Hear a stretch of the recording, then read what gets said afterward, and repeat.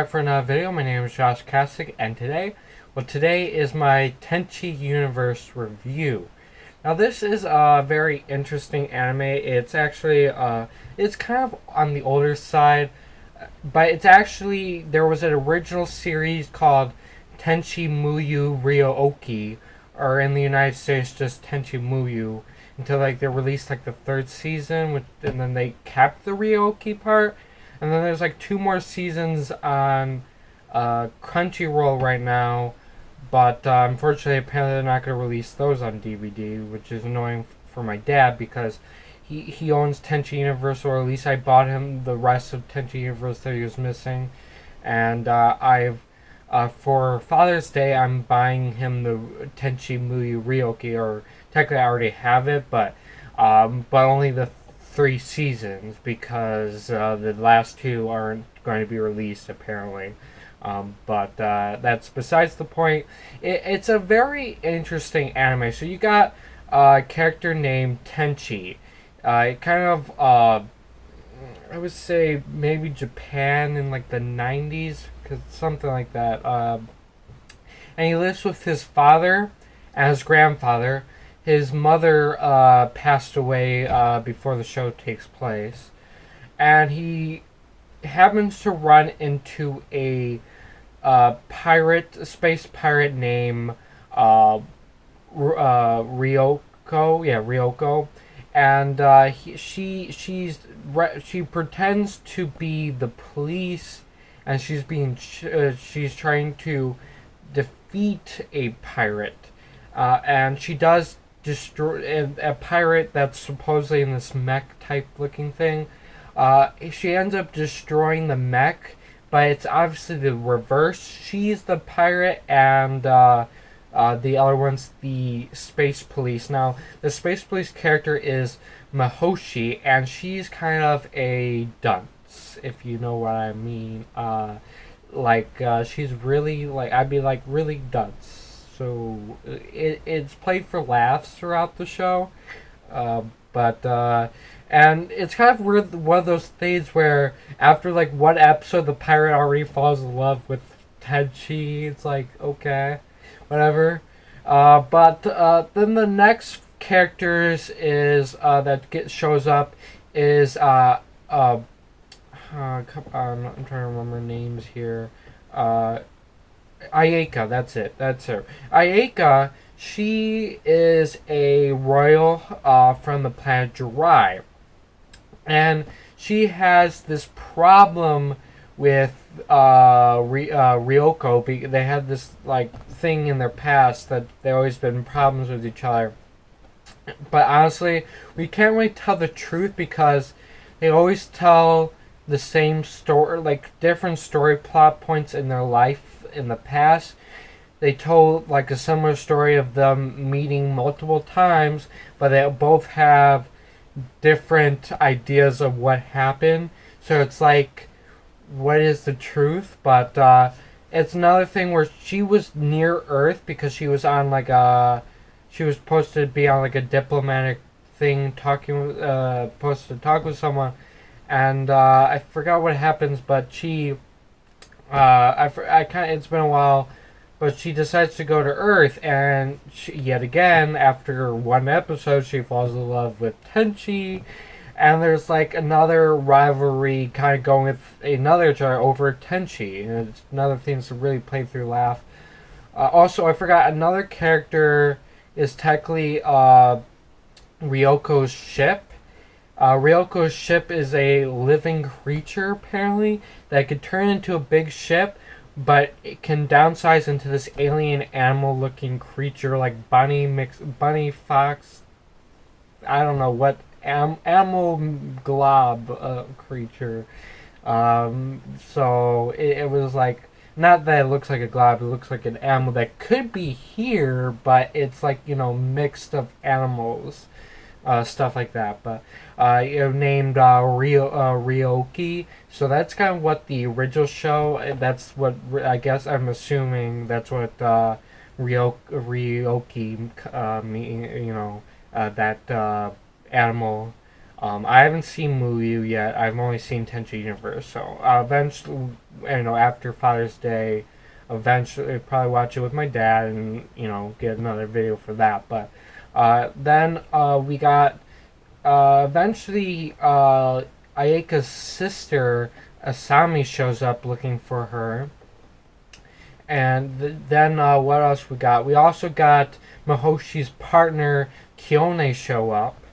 And then lastly, there was a shrine that his grandfather, Tenchi's grandfather, is supposed to protect as part of like the family or whatever that he married into. Because the interesting fact there, and it turns out that the shrine thing it came from space, and it was actually a sealed containment for the mad scientist genius Washuu. And they released her. So she was the last character to... Well, she wasn't necessarily the last character to join technically the group, but the last, like, girl to join the group. And it is a very... like I said, it's a very interesting... dynamic there. Technically, other characters would be these two, like, robotic, like, I think, sorry about that, where was I? These two kind of robotic cylinder things that, serve, Ayaka. So, technically those came with Ayaka. But yeah, they were all kind of stuck there, Tenchi, and then, Bounty Hunter always showed up too. I forgot her name, but it was after Ryoko. So there was that, and now Mihoshi and like I said, Kiyone work for the space police thing. I forgot what they're called, but that's essentially what they are. But it turns out that eventually someone took over Jurai, claiming to be this long lost warrior warrior/royal who has he has access to the throne. So whenever he came back, technically the throne belongs to him, but it's really not him. And so because of this, and since Ayaka and Asami were gone, they are considered traitors, and so they were captured by the the dry force, but they were rescued by Tenchi and the others, and also Ryoko was also captured because she is obviously a criminal. So, but they were able to escape, and then they were on the run. And that's kind of the last section where they're trying to get their... Oh, and also this police force is on the Juraian side, so they also running from the police as well. So it's a really bad situation. So the last arc is them trying to get back to Jurai to stop this. And it all turns out that the missing warrior is actually Tenchi's grandfather. And her mother, and they also, Juraians have this special power, so his grandfather, and they have a special sword technique that his grandfather's actually been teaching Tenchi. So that was this entire time. So apparently it was, and which was funny part, you should technically get this right away, that, oh, wait, is he Juraian? They kind of hint that his grandfather was Juraian because Ayaka said that sword stance reminds her of the Juraian fighting sword style. So it was a small little hint to that. So that means technically Tenchi is part royal for Jurai. So that was a very interesting. Now, essentially there are actually different royal families in Jurai. So you see how this works is that you have this Jurai, you go back to the answers, right? You have one Jurai, and then they have several children, and then they have several children, and then they have several children, and so on. And it will get to the point where, yes, they all descended from one family or person, but they're not necessarily related. So technically, Ayaka can be with Tenchi because they're not actually related. because of the how the generations work, essentially. So that could still work out because it's actually several years, the generations. So it's a very interesting concept. But yeah, so he's part Jurai, so he's also a he has power to the throne. So that's really interesting. He gets his father he lives with his father, but his father is actually not is a human, not a Jurai. So he actually gets the answer from his mother who died, and we actually get to find out why. But because in the first movie that takes place after the series Tenchi Muyu in Love, it's kind of a time flick where they go back in time to save his mother, and we get to know why she dies, or kind of, and like why the Juraian power that she has access didn't, save her or anything like that. So, or keep her alive. But yeah, so there's that. The second movie is Dawn of Darkness, which is essentially a alien creature.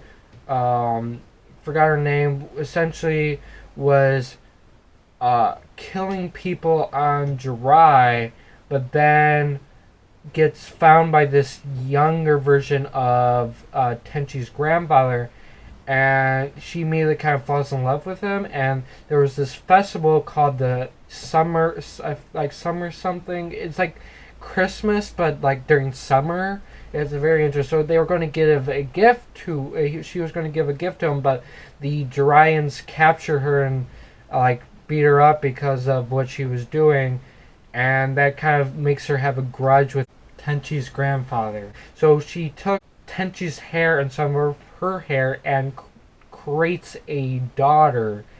That's what Tenchi. So it's Tenchi's daughter, and it's a very interesting concept for the movie, but we have no idea where that actually takes place. And then the third movie is essentially another love of his grandfather. Basically, the reason why his father left Jurai in the first place, or disappeared, was because he was royal and he loved someone who wasn't. So they were going to escape to, so that they could have a life together. But unfortunately, she didn't survive the trip. She got sick and died by the time she got to Earth. And then eventually, he fell in love with a powerful family, daughter of a powerful family. Got married, had a daughter. That daughter got married, and then obviously had Tenchi. So, but yeah, it's very. The thing about that movie is that she was still alive because she was buried into this tree.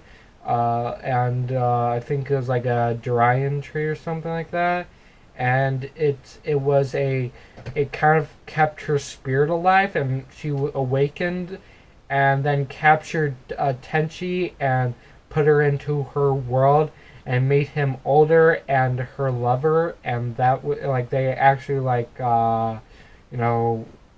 did it on screen sometimes. So it's.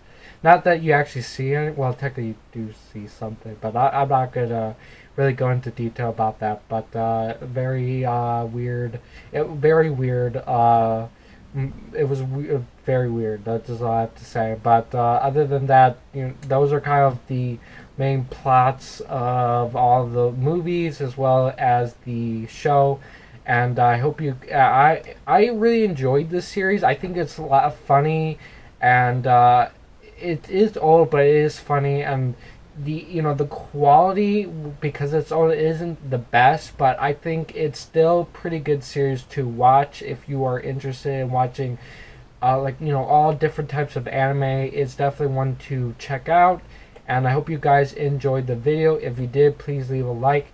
If you are new, subscribe and hit the notification bell so you're notified for my next upload. My YouTube channel, website link, my Twitter, my Snapchat, and Instagram are all in the description as always. And thank you. Goodbye.